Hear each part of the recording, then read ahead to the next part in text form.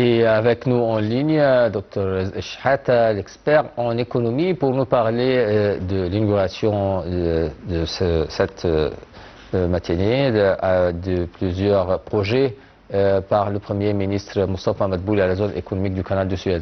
Bonsoir, Dr Riz. Bonsoir et merci pour votre invitation. Je souhaite avant quoi que ce soit féliciter le peuple égyptien pour la victoire de notre équipe nationale hier au Maroc, oui. Avec un grand match qui a été fait et espérons qu'on arrive jusqu'au bout. Voilà. Exactement, c'est une fierté pour tous les Égyptiens, toujours de football égyptien. Oui. Pour ce sujet d'aujourd'hui, le Premier ministre Moustapha Madbouli qui a inauguré plusieurs projets et des usines dans la zone économique du canal de Suez.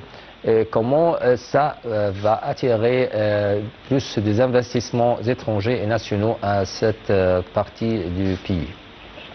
Mais écoutez, chaque Égyptien digne de ce nom ne peut qu'être heureux et satisfait de ce travail.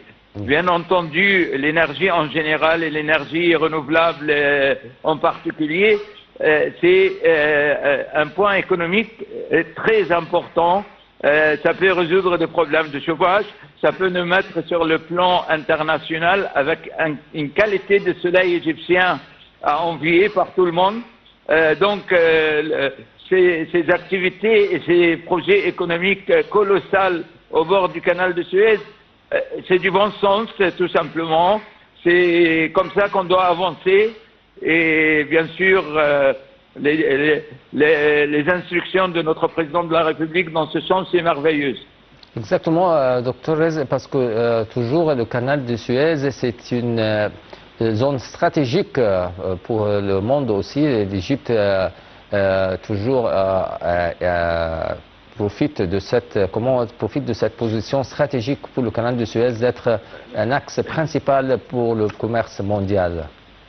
Bien sûr, le canal, c'est le chemin par excellence, c'est de commerce international. On doit la protéger, on doit développer des activités économiques au bord du canal.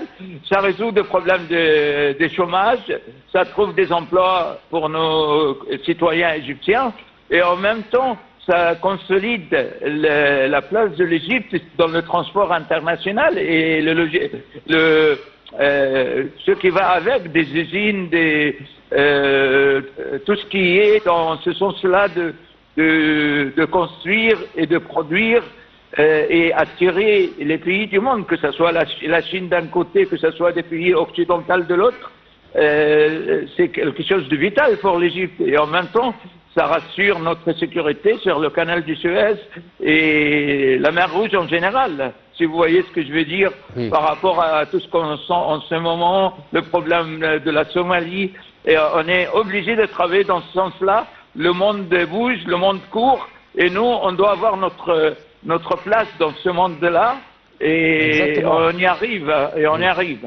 Et l'industrie, Dr Rez, aussi, c'est très important pour l'Égypte d'avoir travaillé dans ce sens, comme ça, on réduit les importations et comme ça, l'Égypte utilise les matières premières pour qu'il n'ait pas besoin d'avoir des devises étrangères à payer pour exporter d'autres matières. Absolument. Au lieu d'importer de l'énergie ou des matières premières, nous avons le sable, nous avons de quoi produire l'énergie solaire à grande échelle. Et ça économise les devises, comme vous venez de dire. C'est sûr que ces projets-là, c'est vital pour l'Égypte. Aujourd'hui, vous voyez des pays fragiles qu'on arrive à les casser avec l'économie, que ce soit l'Iran, que ce soit, on a vu ce qui s'est passé au Venezuela. Donc, je veux dire, c'est important de développer des projets économiques.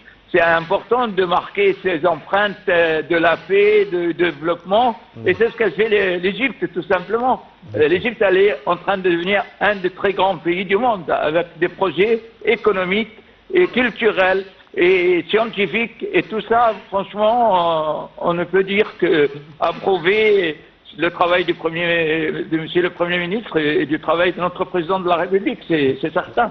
Oui, exactement. Docteur Rez, merci bien pour votre intervention avec nous et on continue, mesdames et messieurs, avec le journal.